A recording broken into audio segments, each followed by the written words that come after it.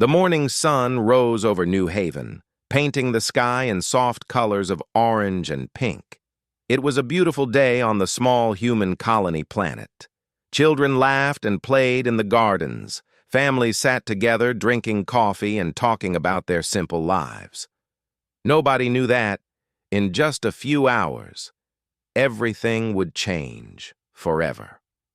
8-year-old Emma ran through the flower fields near her home. Her blonde hair flew behind her like golden ribbons in the wind. She was picking flowers for her mother's birthday. Red ones, yellow ones, purple ones. She hummed a happy song as she worked.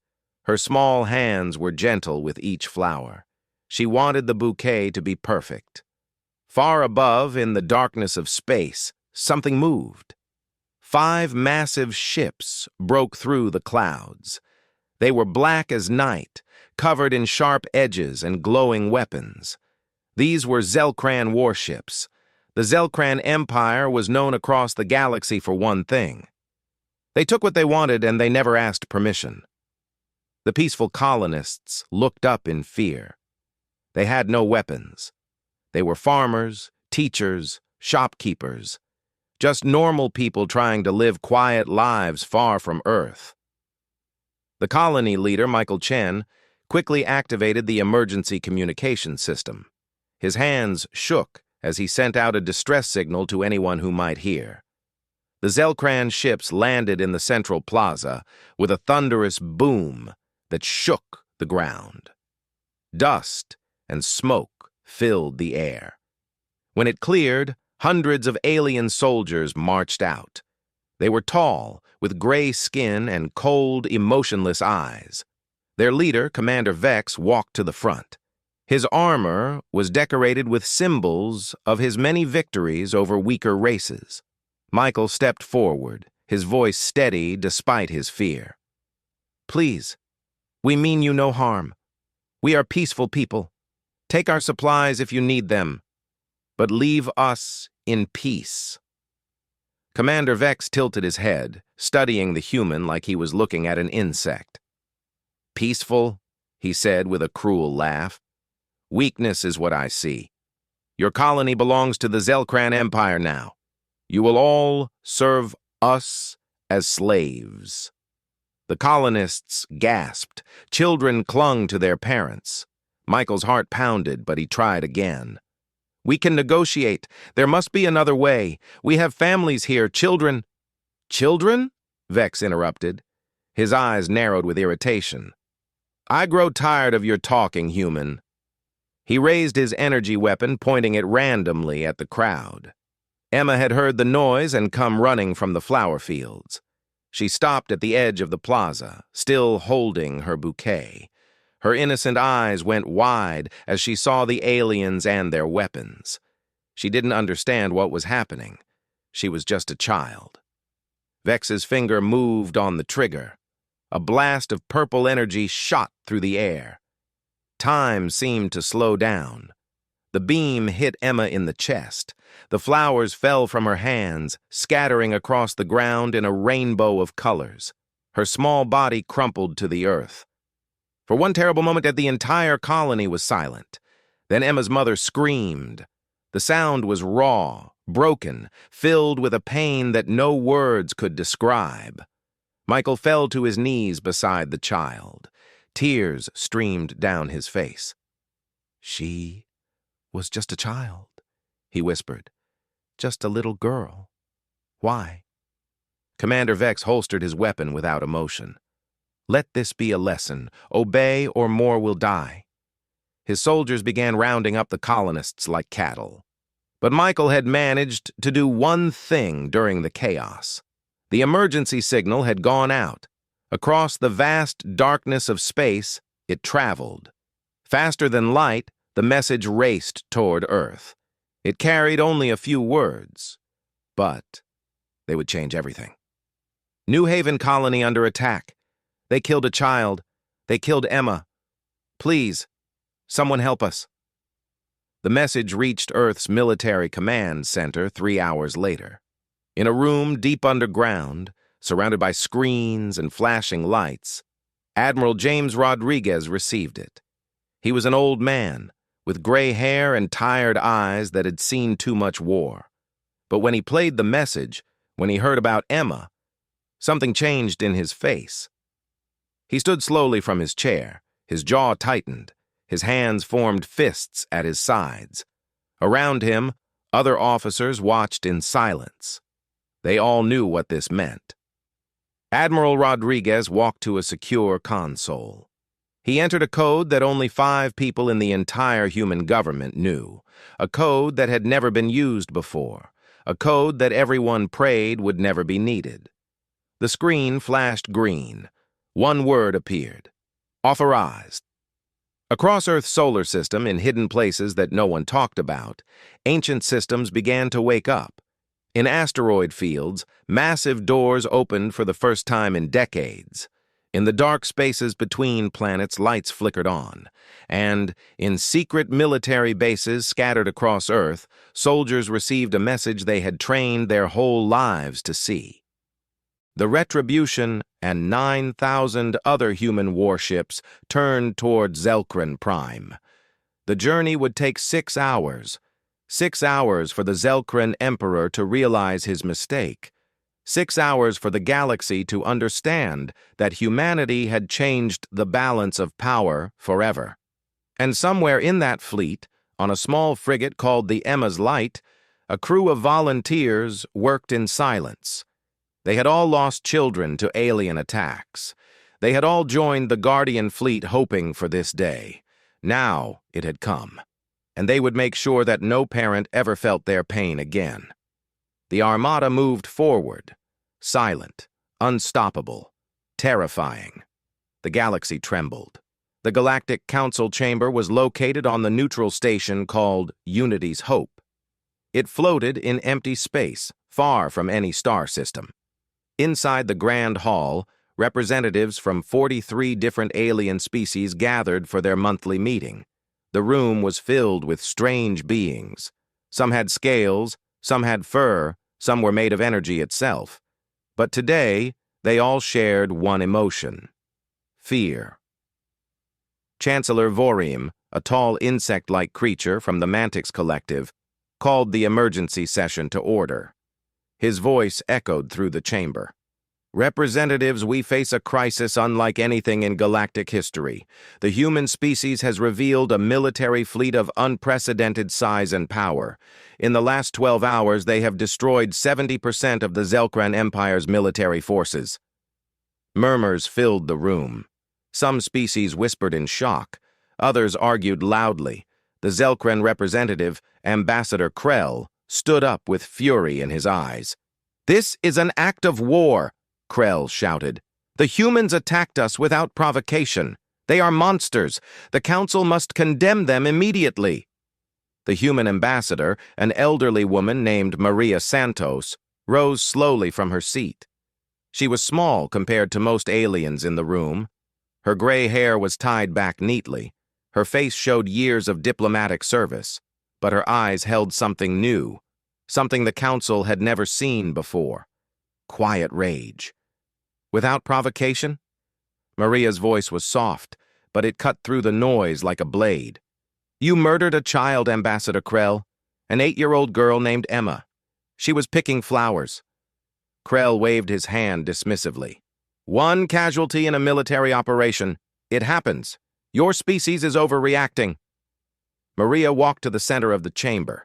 She activated a holographic display. Emma's face appeared, smiling and innocent. Then the image changed. It showed the moment of her death, the flowers falling, her mother's scream. The entire council fell silent. "This is what your empire calls a military operation," Maria said quietly. "This is what you dismiss as acceptable casualties. But let me tell you something, Ambassador. Humanity does not accept this. We will never accept this." A representative from the peaceful Avari species stood up. They looked like tall birds with silver feathers. "Ambassador Santos, please. We understand your pain. But surely such massive retaliation is excessive. Thousands of Zelkran soldiers have died. Where will this end?" Maria turned to face them. It will end when justice is served. When every species in this galaxy understands one simple truth. You can trade with us. You can negotiate with us. You can even disagree with us. But if you harm our children, you will face consequences that you cannot imagine. Meanwhile, in deep space, the Zelkran Empire's main battle fleet was preparing for war. Admiral Krath commanded 5,000 warships, the largest fleet the Zelkrans had ever assembled. He stood on the bridge of his flagship, the Dominator, watching sensor screens with growing concern. "How many human ships are approaching?" he asked his tactical officer. "Sir, we count approximately 10,000 contacts, but Admiral, their energy signatures don't match anything in our database. Each ship is reading power levels equivalent to our entire fleet combined." Krath felt sweat forming on his gray skin. "That's impossible. Humans don't have that kind of technology. Our intelligence said they were a weak species, farmers and merchants." "Sir, our intelligence was wrong. Very wrong." Before Krath could respond, a communication came through on all Zelkran frequencies. It was a human voice, calm, cold, terrifying in its certainty. "This is Captain Sarah Kim of the Earth vessel Retribution. Zelkran Fleet, you have one opportunity to surrender. Power down your weapons and prepare to be boarded. You will stand trial for war crimes against humanity." Krath laughed, though it sounded nervous even to his own ears. "One human speaks to 5,000 ships and demands surrender? The arrogance. All ships, prepare to fire on my command." Sarah's response came immediately. "So be it. You chose this." Krath laughed, though it sounded nervous even to his own ears. "One human speaks to 5,000 ships and demands surrender? The arrogance. All ships, prepare to fire on my command." Sarah's response came immediately. "So be it. You chose this." Space itself seemed to tear apart as the human fleet dropped out of faster-than-light travel. 10,000 ships appeared in perfect formation, surrounding the Zelkran fleet completely. They were beautiful and terrible. Each one looked like a piece of art made for war. Smooth lines, dark hulls, and weapons. So many weapons. Krath stared at the screens in disbelief. "Fire everything! Now!" The Zelkran fleet opened fire with thousands of plasma cannons, missile banks, and energy beams. The combined firepower could destroy planets. It lit up space like a second sun. The weapons struck the human ships from every direction, and nothing happened. The human shields didn't even flicker. The ships sat motionless in space, absorbing firepower that should have vaporized them. It was like throwing pebbles at a mountain. "Impossible," Krath whispered. "Our weapons are doing nothing. Nothing at all." Sarah Kim watched from the Retribution's bridge as the Zelkran attack ended. Her shields hadn't dropped below 98%. "They've shown their hand," she said calmly. "Now show them ours. All ships, return fire. Disable their engines and weapons. Remember, we want prisoners to stand trial." The human fleet fired. But it wasn't the wild barrage that the Zelkrans had unleashed. It was precise, calculated. Each human ship targeted specific points on Zelkran vessels. Engines exploded, weapon systems shattered. Life support remained intact. In less than 3 minutes, the entire Zelkran fleet was crippled and floating helplessly in space. Not a single human ship had a scratch on it. Krath fell into his command chair, his body shaking. "How? How is this possible?" Sarah's face appeared on his main screen. 200 years, Admiral. That's how long humanity prepared for this day. Every time you attacked our colonies, we built more ships. Every time the Council ignored our complaints, we improved our weapons. You thought we were weak because we didn't fight back immediately. You mistook patience for weakness." "What? What will you do with us?" Krath asked, his voice barely a whisper. "You will be taken to a neutral location. You will stand trial for your crimes. If found guilty, you will face justice under galactic law. We are not monsters like you. We don't murder prisoners." On Zelkran Prime, the homeworld of the Empire, Emperor Vexen watched everything unfold through long-range sensors. His throne room was filled with advisors and generals, all panicking and shouting over each other. "Silence!" Vexen roared. His voice echoed off the stone walls. The room went quiet. "How many ships do we have left to defend the home world?" His military commander stepped forward nervously. "My Emperor, we have perhaps 2,000 ships remaining. But sire, after seeing what happened to Admiral Krath's fleet, I must advise surrender.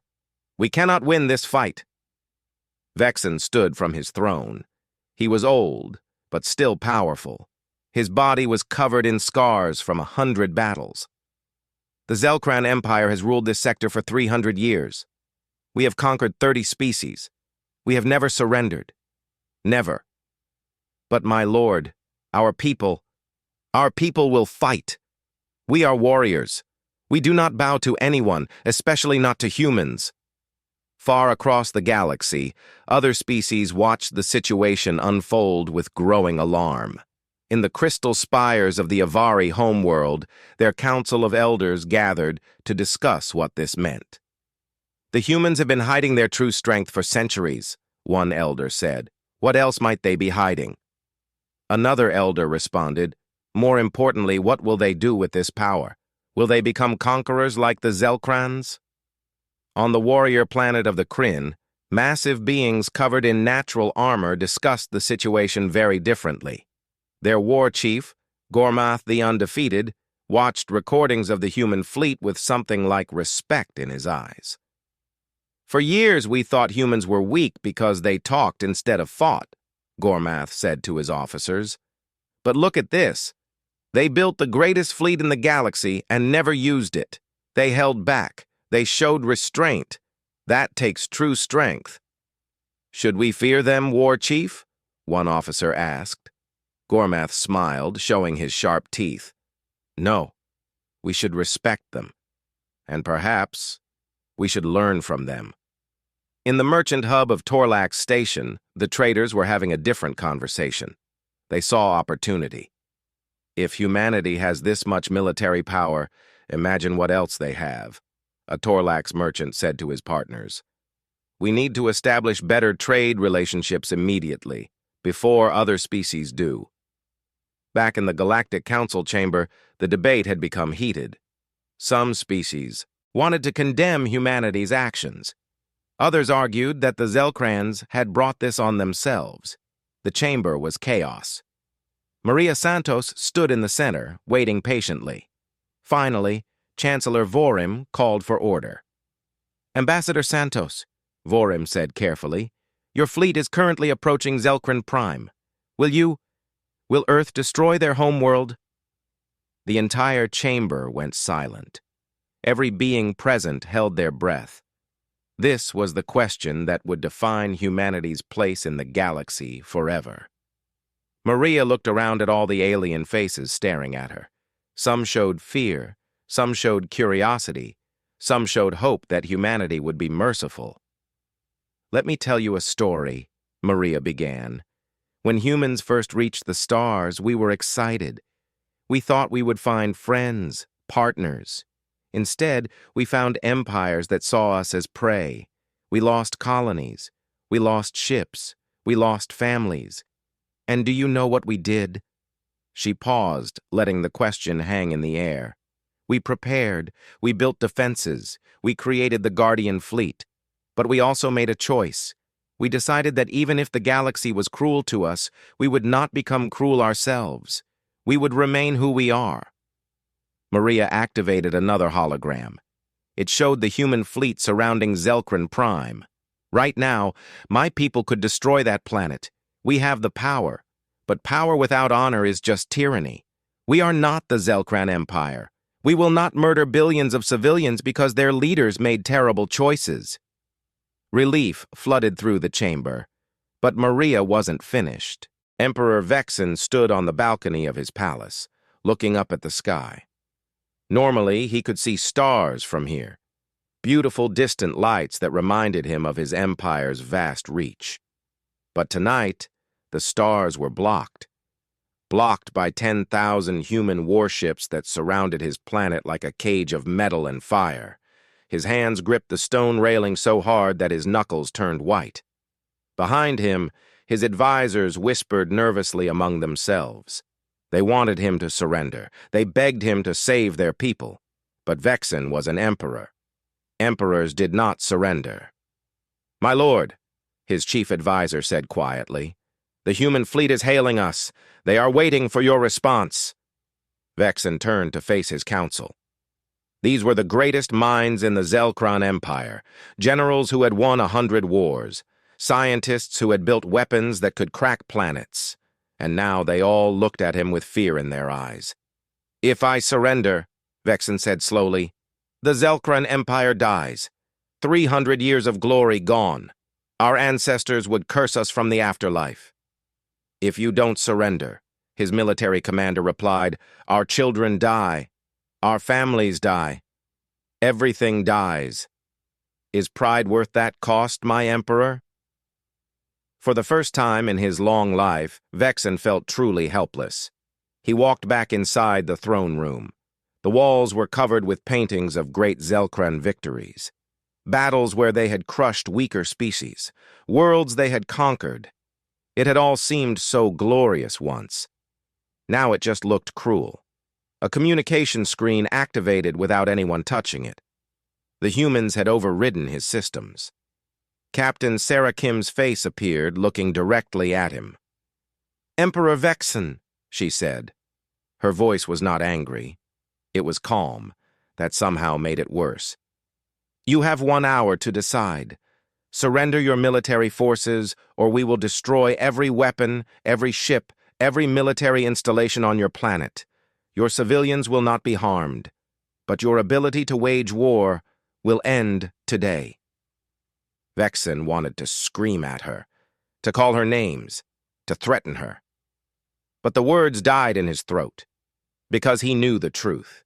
She could do it, and there was nothing he could do to stop her. "Why?" Vexen asked quietly. "Why show mercy? We killed your child. Your people must want revenge. Why not destroy us all?" Sarah was quiet for a moment. Then she said something Vexen would never forget. "Because we are not you. We could become monsters to fight monsters. But then what? Would we be protecting? Our humanity is our greatest strength, and we won't lose it, not even for revenge." The communication ended. Vexen stood in silence. His advisors waited. The entire planet waited. Somewhere in the city below, a mother tucked her children into bed, probably wondering if they would see tomorrow. Workers left their jobs early, heading home to be with their families. Teachers closed their schools. Everyone knew something terrible was about to happen. On the Retribution's bridge, Sarah watched the timer count down. 58 minutes left. She had given the order to prepare weapons, but she hoped desperately that she wouldn't have to use them. Around her, the crew worked in tense silence. "Captain," her communications officer said, "we're receiving messages from the surface, hundreds of them, thousands. They're from Zelkran civilians." "What do they say?" "They're begging their emperor to surrender. They're saying they don't want to die for his pride." Sarah closed her eyes briefly. This was the part of war that never got easier. The innocent people caught in the middle. She thought about Emma again, about all the human colonists who had died over the years. But she also thought about the Zelkran children sleeping below, who had never hurt anyone. "Captain, incoming transmission," the communications officer said suddenly. "It's from the Zelkran Palace. Emperor Vexen wishes to speak with you privately." Sarah nodded. "Put him through. Just audio, my side only." Vexen's voice came through, and he sounded different now, older, tired. "Captain Kim, I have a question. If I surrender, what happens to me?" "You will stand trial," Sarah replied honestly. "You will be judged for your empire's crimes. If found guilty, you will face punishment under galactic law." "And my people?" "They will be free free to rebuild, free to choose new leaders, free to live in peace. Vexon laughed, but it was a bitter sound. Peace. We spent 300 years believing that peace was for the weak, that only the strong survive, and now, the peaceful humans have the strongest fleet in the galaxy. The universe has a cruel sense of humor. It's not too late to choose differently, Sarah said. Your empire is over, Emperor, but your species doesn't have to be. Save your people. Let them have a chance at a better future. There was a long pause. Sarah checked the timer. 40 minutes left. Finally, Vexon spoke again. I need to know something. That child, Emma, if she had lived, what would she have become? Sarah felt a lump in her throat. According to her parents, she wanted to be a teacher. She loved flowers and drawing. She was kind to everyone she met. She was just a normal, beautiful little girl with her whole life ahead of her. And one of my soldiers took that away in a second, Vexon whispered. For nothing. For pride. For power. Tell me, Captain, do you hate us? Sarah thought carefully about her answer. I hate what you did. I hate the pain you caused. But I don't hate your species. I've seen the messages from your civilians. I know many of them didn't want this war. They're just people trying to live their lives like humans, like everyone else in the galaxy. You truly won't harm the civilians? You have my word, and humanity keeps its promises. Another long silence. Then Vexon said the words that would change everything. I will surrender, but I have conditions. Sarah felt her heart beating faster. Go on. I will order all military forces to stand down immediately. I will come aboard your ship and face your justice. But you must promise me that my people will not be enslaved. They will be allowed to rebuild their society peacefully. Promise me this, Captain. I promise, Sarah said firmly. Humanity doesn't believe in slavery. We've fought against it throughout our history. Your civilians will be protected. Then you have your surrender. I will broadcast the order now. The communication ended. Sarah let out a breath she didn't know she was holding. Around the bridge, her crew looked at each other in amazement. They had won, without firing another shot, without killing another person. Captain, her tactical officer said quietly, did we just end a 300-year empire in less than a day? Sarah nodded slowly. We ended their empire. But we gave their people a chance at something better. That's what matters. Across Zelkran Prime, every screen, every communication device, every public address system activated at once. Emperor Vexon's face appeared. He looked older now, defeated. But there was also something else in his expression. Relief, maybe, or acceptance. People of the Zelkran Empire, he began. I speak to you not as your emperor, but as someone who has made terrible mistakes. Our empire's actions have brought us to this moment. The human fleet surrounds our world. They have the power to destroy us completely. Citizens across the planet held their breath. Children clung to their parents. But they have offered us mercy, Vexon continued. Something we rarely showed to others. They have promised that if we surrender, they will not harm our civilians.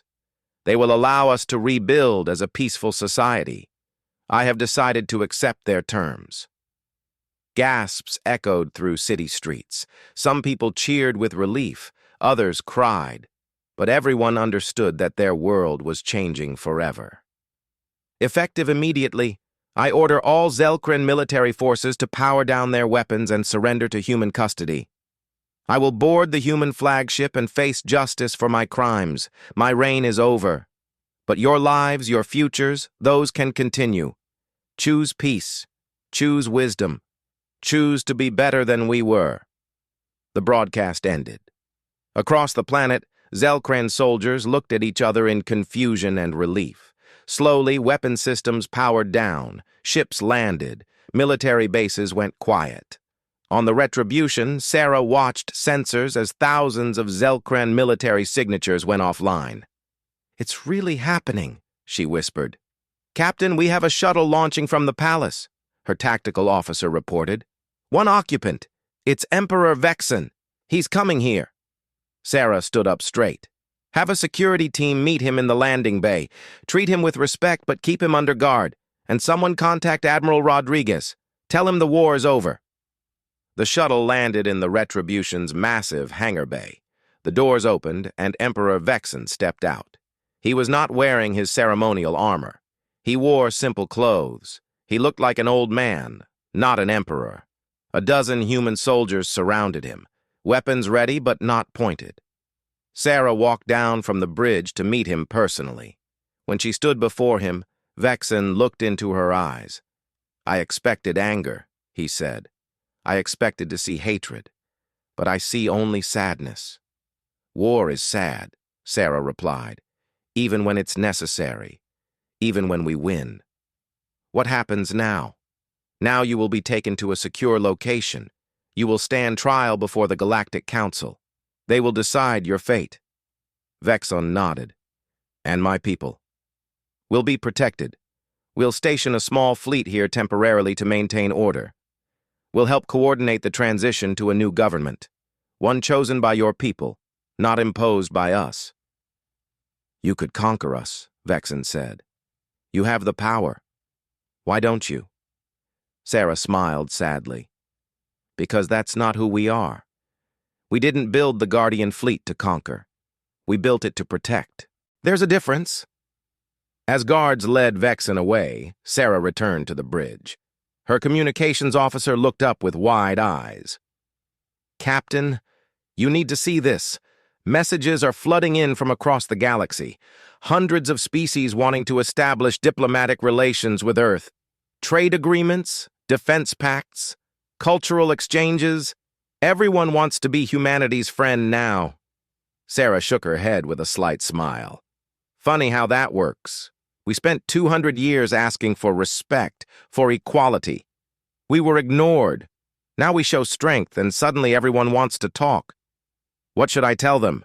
the communications officer asked. "Tell them we're open to peaceful relations with any species that respects us. But also tell them that friendship built on fear isn't real friendship. We want partners, not servants." Deep in the bowels of the Retribution, in a small room usually used for storage, a group of crew members had gathered. They were the volunteers from the frigate Emma's Light, people who had lost children to alien attacks over the years. They sat together in silence, processing everything that had happened. Lieutenant Marcus Webb spoke first. His daughter had died in a pirate raid 10 years ago. "We won! We actually won!" "Did we, though?"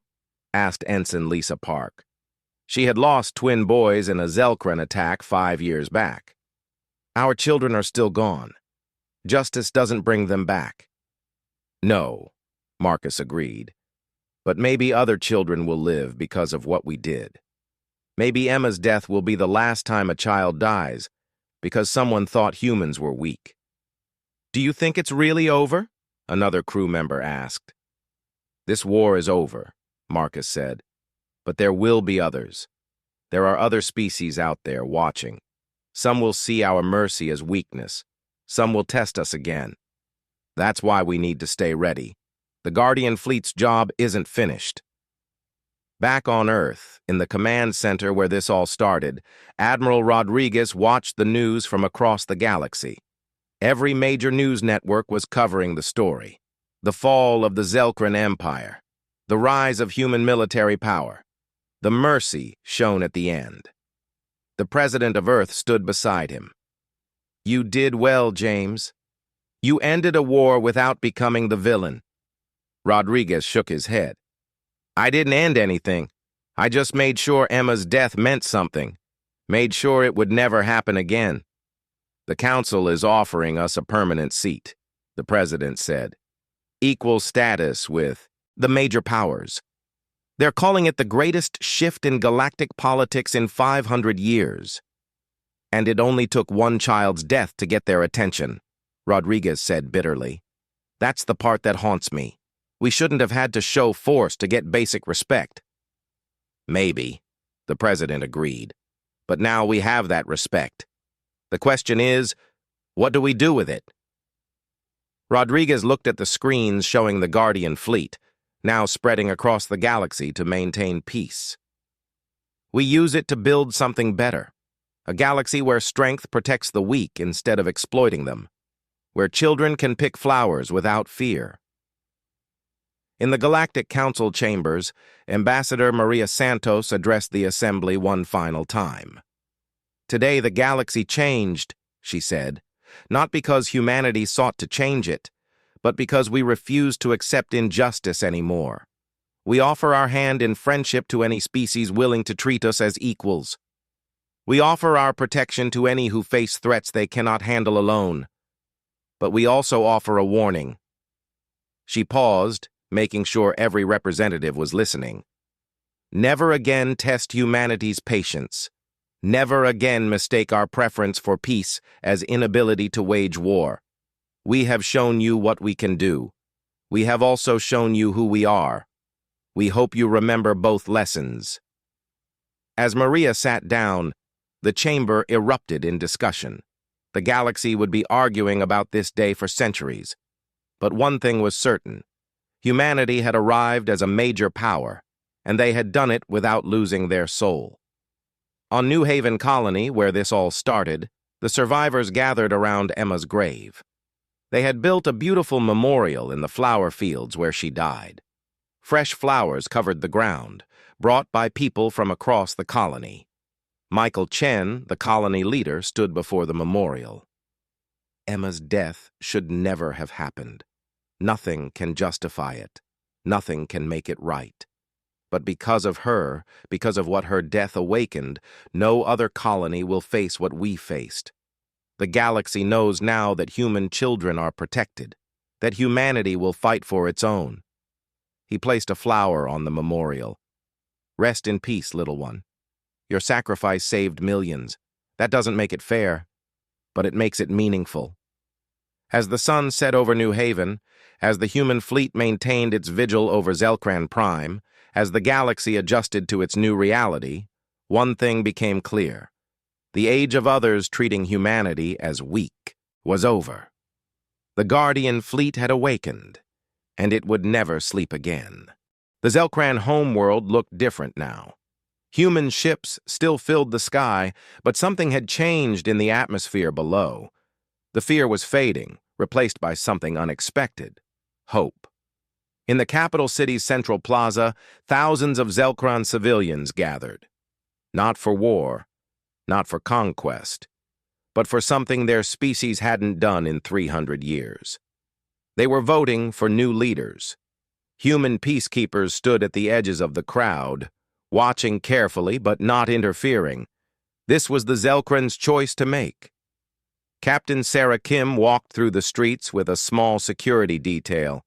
Zelkran children watched her pass with wide, curious eyes. Some waved shyly. Their parents no longer pulled them away in fear. One brave child, a young Zelkran girl about Emma's age, approached Sarah with a drawing. "I made this for you," the child said in broken English. She had been learning the language in school. Sarah knelt to the child's level. The drawing showed humans and Zelkrans holding hands under a bright sun. Simple, innocent, beautiful. "Thank you," Sarah said softly, taking the drawing with genuine care. "What's your name?" "Vera," the child replied. "My teacher says humans could have hurt us, but they didn't. She says you're heroes." Sarah felt tears forming in her eyes. "We're not heroes, Vera. We just did what was right. And I hope someday humans and Zelkrans can be friends." Vera smiled and ran back to her mother. Sarah stood up, carefully folding the drawing and placing it in her pocket. She would keep it forever, she decided. A reminder that even from the darkest moments, something good could grow. Meanwhile, on a secure space station far from any inhabited world, Emperor Vexen sat in a cell awaiting trial. It wasn't a cruel place. He had a bed, books, and even a window showing the stars. But he was still a prisoner. The door opened, and an unexpected visitor entered.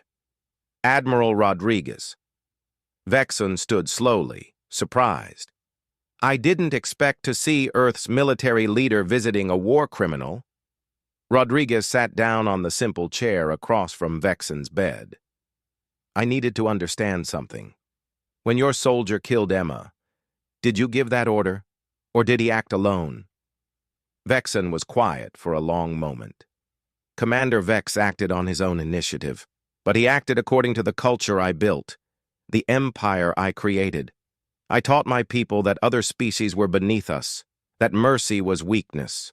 So yes, I gave that order, maybe not directly, but through every choice I made as emperor. Why are you being honest? Rodriguez asked. You could claim innocence. Blame it all on Vex. Because I'm tired of lies, Vexen replied. I'm old, Admiral. I've spent my life building an empire through fear and violence, and in one day I watched it all crumble. Your fleet didn't just defeat us militarily. You showed my people that there was another way to live. That's a more powerful weapon than any ship you built. Rodriguez nodded slowly. The trial starts tomorrow. The Galactic Council will decide your fate. I can't promise you mercy. I don't deserve mercy, Vexen said quietly. But I hope my people get a chance I never gave others. A chance to be better. Back on Earth, life was returning to something like normal.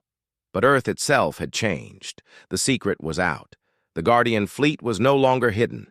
Massive shipyards that had been disguised as mining stations were now operating openly. The solar system buzzed with activity as humanity expanded its defensive capabilities even further. In a quiet suburb, Emma's parents tried to rebuild their lives. They had returned to Earth from New Haven, unable to stay where their daughter died. Sarah Kim had visited them personally to deliver Emma's belongings from the colony. Emma's mother, Jennifer, kept her daughter's room exactly as it was, the drawings on the walls. The toys are neatly arranged. The books about flowers and teaching.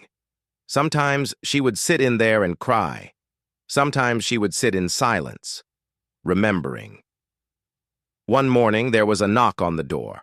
Jennifer opened it to find a young Zelkran woman standing nervously on the doorstep.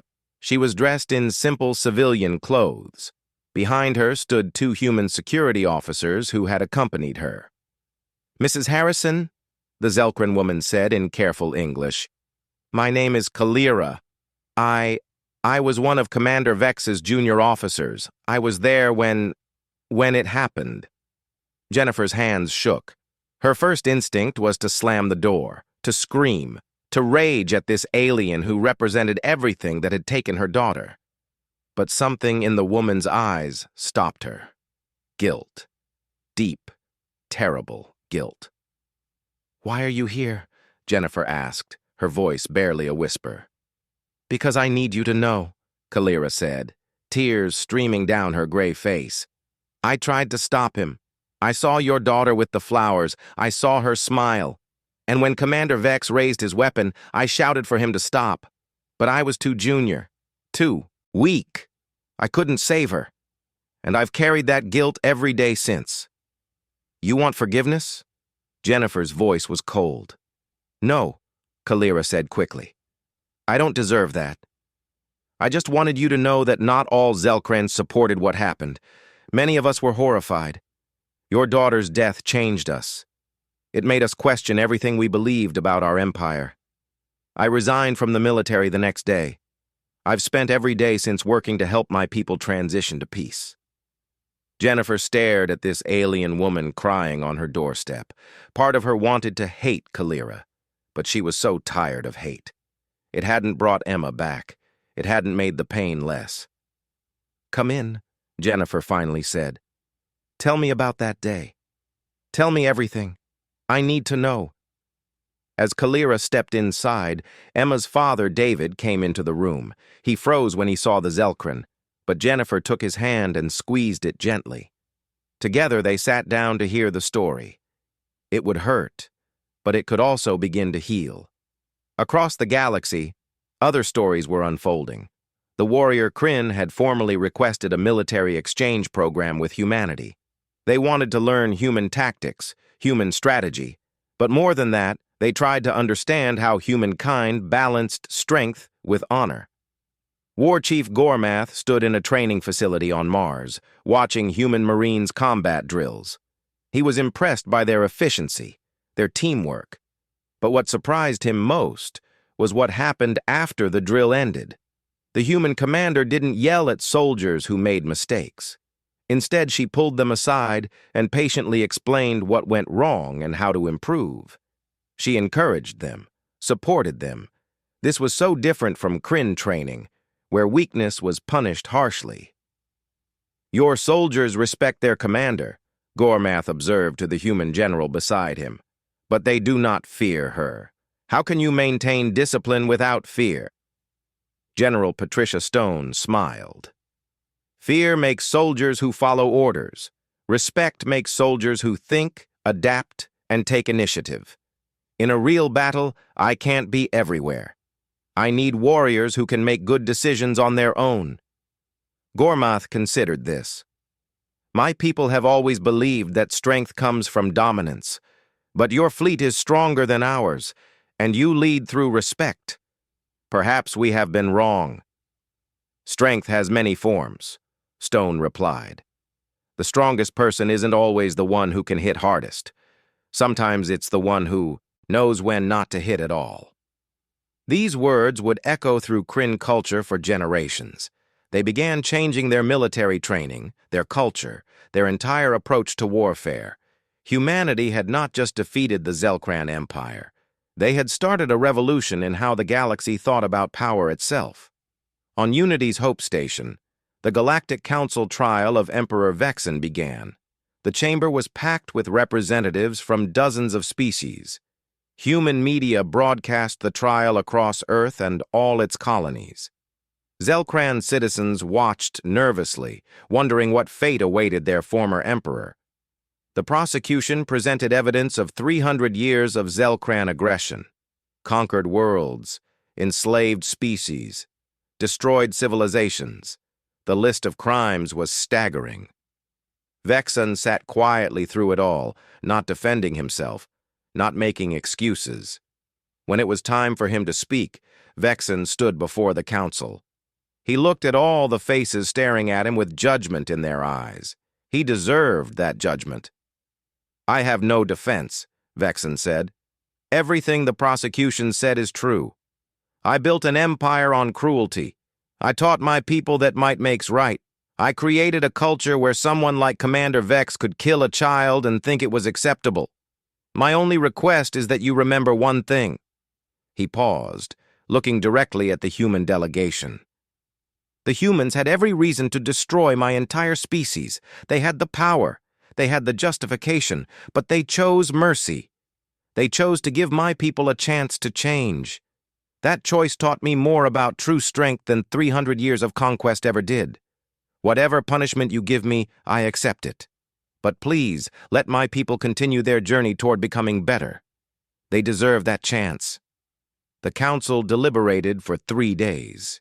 In the end, Vexen was sentenced to life imprisonment. He would spend the rest of his days in a secure facility, serving as a reminder of what happens when power is used without wisdom. But the Zelkran people were granted the opportunity to rebuild their society peacefully, with human assistance. As the verdict was announced, something unexpected happened. Many Zelkran citizens, watching from their homeworld, actually felt relief. Their empire's legacy of violence was over. Now they could start fresh. In the New Haven colony, life was slowly returning. New families were moving in, willing to give the colony a second chance. The fields were being replanted. Schools were reopening. But Emma's memorial remained the heart of the colony. Every new arrival visited it, laying flowers and making silent promises to build a better future. One day, a group of Zelkran refugees arrived at New Haven. They were civilians who had spoken out against their empire's violence and had been exiled. Now they had nowhere else to go. The colony council debated whether to accept them. Michael Chen stood before the council meeting. "I know this is hard," he said, Emma died here. We all carry that pain. But these Zelkrans are not soldiers. They're families seeking safety. Emma wanted to be a teacher. She wanted to help people. I think she would want us to show these refugees the kindness that their own empire denied them. The vote was close, but ultimately the colony agreed. The Zelkran families settled in a small area near the memorial. They tended Emma's flower garden, learning about the child whose death had changed everything. Their children played with human children. Slowly, carefully, something beautiful began to grow from the tragedy. Kalira, the former Zelkran officer, became a teacher in New Haven. She taught both human and Zelkran children about history, about the war, about the mistakes that led to it. She made sure that Emma's story would never be forgotten, that no child, human or Zelkran, would repeat the errors of the past. Back on the Retribution, Captain Sarah Kim stood in her quarters, looking at the drawing little Vera had given her.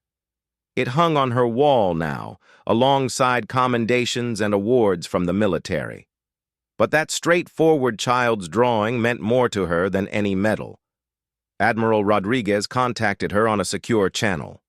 "Sarah, the fleet is being reassigned. Some ships will remain near Zelkran space to maintain peace. Others will patrol trade routes. The Council has officially recognized humanity as a guardian power. We're responsible for protecting not just ourselves, but any species that requests our help." "That's a big responsibility," Sarah said. "Are we ready for it?" "We built the greatest fleet in the galaxy," Rodriguez replied. "But more importantly, we've proven we can use that power wisely. The galaxy needs that kind of leadership right now." "What about you, Admiral? What's next for you?" Rodriguez smiled sadly. "I'm retiring. I'm old, Sarah. This war took everything I had left. But before I go, I wanted to tell you something. You're being promoted to Admiral. You'll command the Guardian Fleet's 1st Division." Sarah was speechless for a moment. "Sir, I'm honored, but—" "No buts," Rodriguez interrupted. "You ended a war without becoming a monster. You showed mercy when you could have shown cruelty. That's exactly the kind of leader this fleet needs. Emma would be proud of what you did.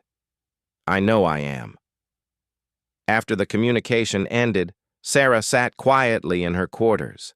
She thought about Emma, about the war, about everything that had changed. She picked up a piece of paper and began writing a letter. It would go in the memorial in New Haven, to be read by future generations. "Dear Emma," she wrote, "I never knew you, but your death changed the galaxy. I wish you were still alive, picking flowers and dreaming about being a teacher. The universe needs more people like you would have become. Kind people, gentle people, people who see beauty instead of conflict. We built warships to protect children like you, and we'll keep protecting them every single day so that what happened to you never happens again. Sleep peacefully, little one. We're watching over your dream now." Across human space, in schools and homes and ships, children were learning about Emma. She became a symbol, not of revenge, but of the price of peace. Her story was told alongside the stories of the Guardian Fleet's mercy, showing that strength and compassion could exist together. And somewhere in the vast darkness of space, the Guardian Fleet continued its watch.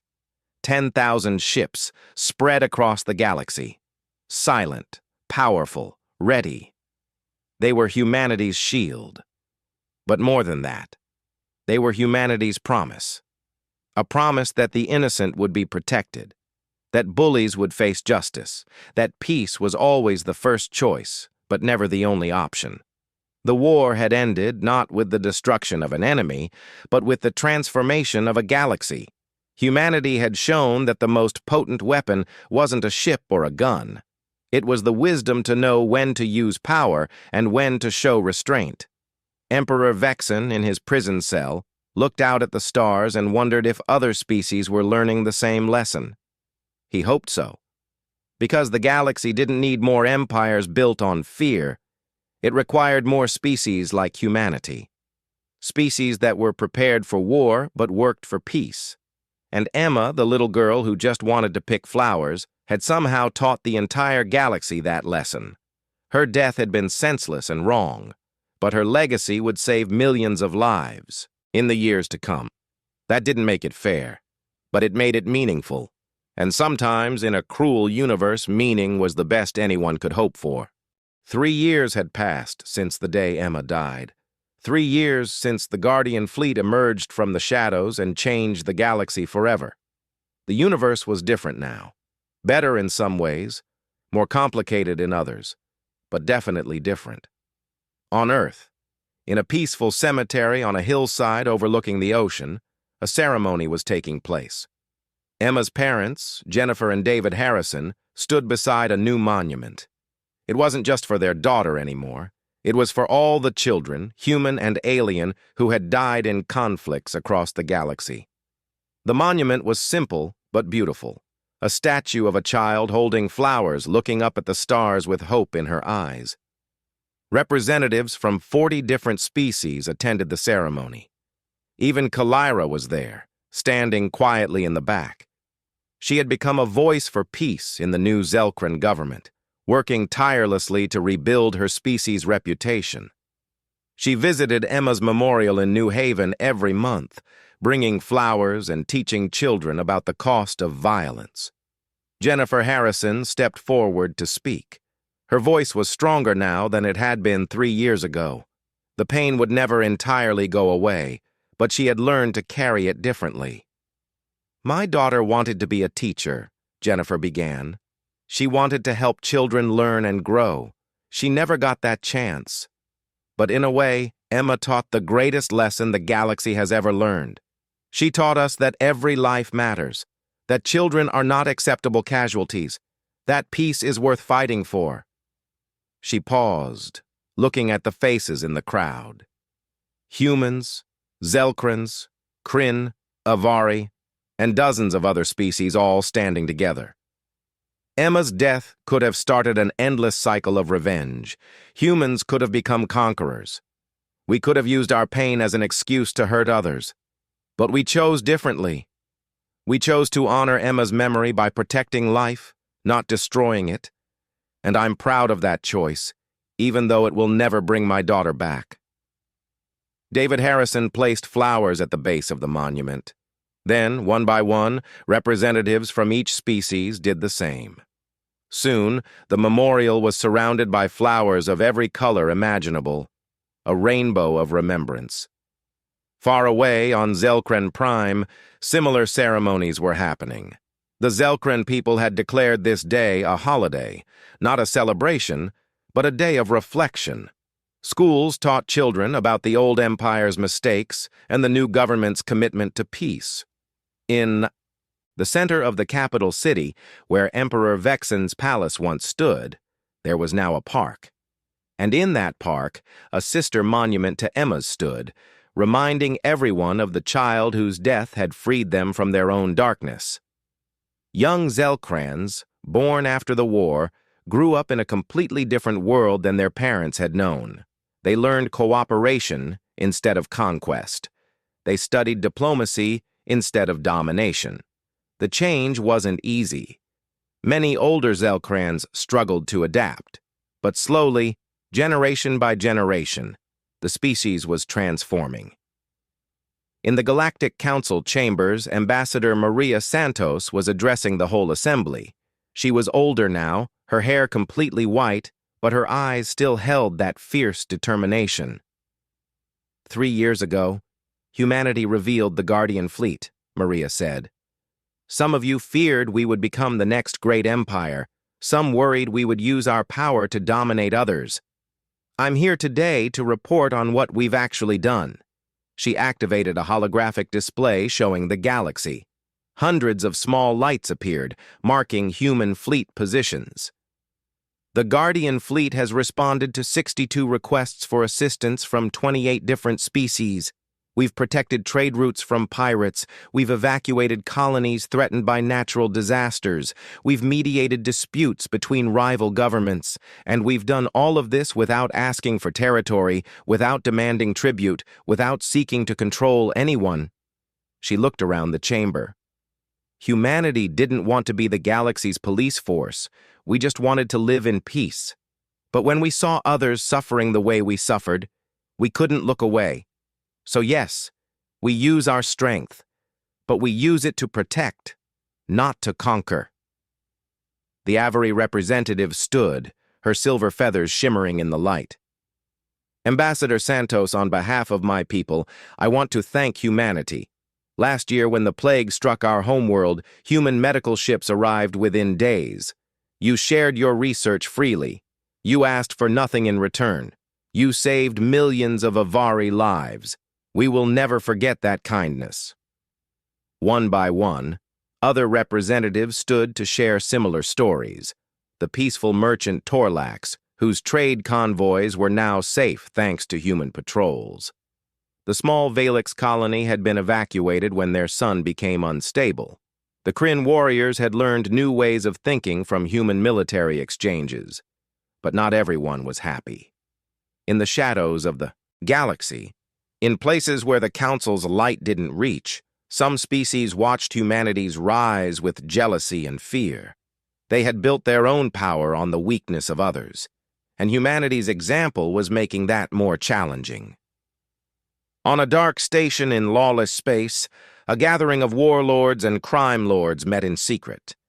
They represented species that profited from chaos, slavers, pirates, mercenaries, and they all saw humanity as a threat to their way of life. The humans are making the galaxy soft, one warlord growled. They protect the weak. They enforce peace. They're bad for business. We should strike at them, another suggested.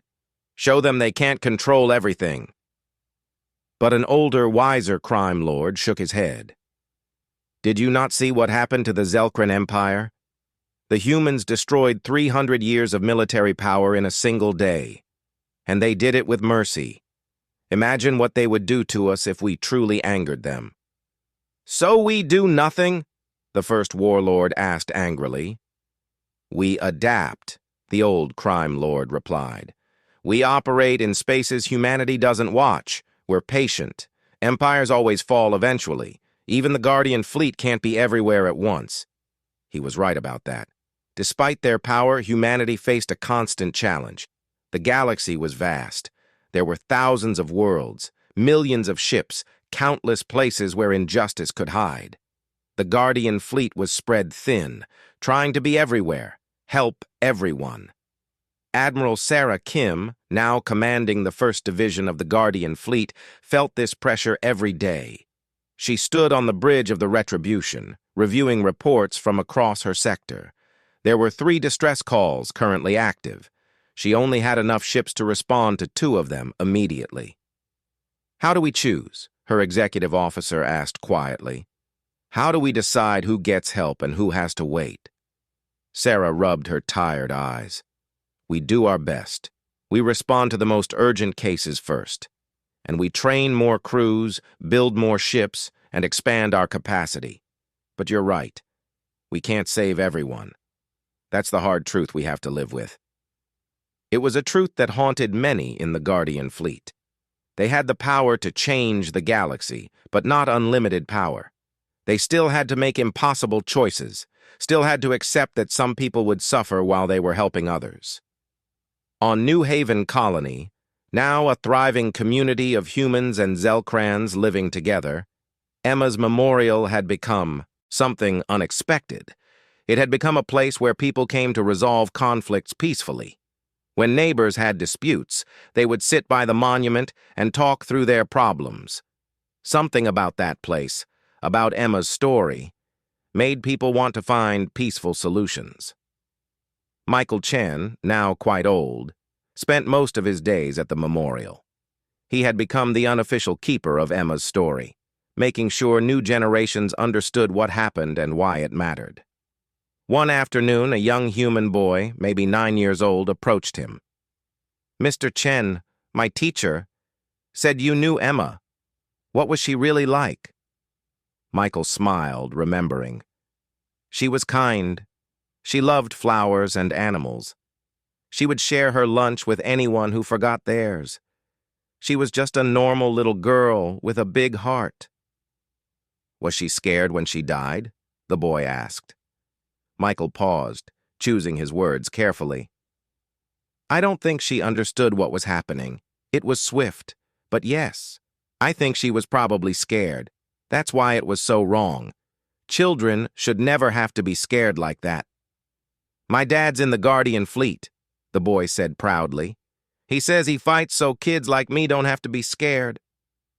Your father is a good man, Michael replied. Emma would have liked knowing that people are protecting children now. That was always important to her. The boy placed a flower at the memorial, something his father had taught him to do. Then he ran off to play with his friends, a mix of human and Zelkran children who had never known a time when their species were enemies. That was the real victory, Michael thought, not the military triumph, not the political changes, but these children playing together, growing up in a galaxy where peace was normal and war was the exception. In his prison cell, Emperor Vexen was dying. He was ancient now, and his body was finally giving up. The correctional officers had offered to move him to a medical facility, but he refused. He would die here, in this simple cell, as punishment for his crimes. Admiral Rodriguez, now long retired, came to visit him one final time. The two older men sat together, both near the end of their lives, both carrying the weight of the war they had fought. I wanted to thank you, Vexen said weakly. That probably sounds strange. Thank me for what? Rodriguez asked. For defeating you? For imprisoning you? For showing me what true strength looks like, Vexen replied. I spent my life believing that power came from making others fear you. You taught me that real power comes from making others trust you. I wish I had learned that lesson earlier. Would it have changed anything? Rodriguez wondered. Maybe. Maybe not. But at least I wouldn't die knowing I wasted my life building something evil. Vexen coughed. His breathing labored. How is my species doing? They won't tell me much here. Rodriguez smiled gently.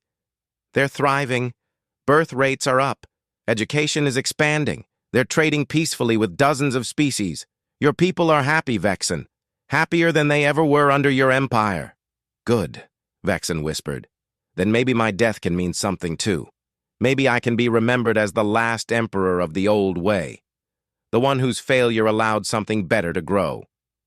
That's exactly how history will remember you, Rodriguez confirmed. Vexen closed his eyes. Tell me about Emma one more time. The child who ended my empire. So Rodriguez told the story again. About a little girl picking flowers.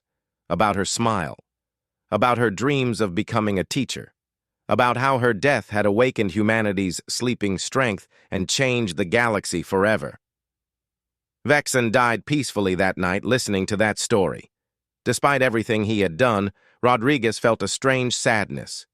Vexen had been an enemy, a tyrant, a murderer. But in the end, he was also just an older man who had finally understood his mistakes too late to fix them. Back on the Retribution, Sarah received news of Vexen's death. She felt nothing at first. Then, slowly, a sense of closure. The war was truly over now. The last remnant of the old Zelkran Empire was gone. Captain, we're receiving a transmission from New Haven Colony, her communications officer reported. They're having a ceremony for the 3rd anniversary of Emma's death. They're asking if you want to say anything. Sarah nodded. A live feed connected her to the memorial in New Haven. Thousands of people, humans and Zelkrans, standing together in the flower fields. She could see Jennifer and David Harrison in the front row. 3 years ago, Sarah began, her voice broadcast across the colony. A little girl died for no reason. Her death should have been just another tragedy in a galaxy full of tragedies. But it became something more. It became a turning point. Emma never got to become a teacher, but she taught us all the most important lesson, that life is precious. Children deserve protection. That peace is worth any sacrifice. She paused, looking at the sea of faces watching her. The Guardian Fleet exists to make sure no parent ever feels the pain that Mr. and Mrs. Harrison felt that day. We can't prevent every tragedy. We can't save everyone. But we try. Every single day, we try. And we do it in Emma's name. The ceremony ended with a moment of silence. 10,000 people stood quietly in the flower fields, remembering a child they had never met but whose death had given them all a better future. As the sun set on New Haven, as similar ceremonies happened across the galaxy, as human ships continued their endless patrol of the stars, one thing became clear. Emma's legacy wasn't about revenge or military might. It was about the choice humanity made after her death. The choice to be better, to use strength wisely, to protect rather than conquer. Admiral Sarah Kim looked out at the stars from her bridge and made a silent promise, as she did every night. "We'll keep watching, Emma. We'll keep protecting. Your dream of a peaceful galaxy where children can grow up safe and happy, we're building that dream one day at a time. Rest easy, little one. We've got this." The Guardian Fleet continued its mission, not because they wanted glory or power, but because somewhere out there, another child was picking flowers, another family was trying to live in peace, and humanity had made a promise, written in the stars and sealed with Emma's memory. They would protect them all, no matter what it costs, no matter how long it took. The Guardian never sleeps, the Protector never stops, and the memory of a little girl with flowers in her hands would forever remind them why they fought. Not for conquest, not for revenge, but for the simple, beautiful dream that every child deserves a chance to grow up, to learn, to love, to pick flowers on a peaceful morning without fear. That was Emma's legacy, and the galaxy would never forget it.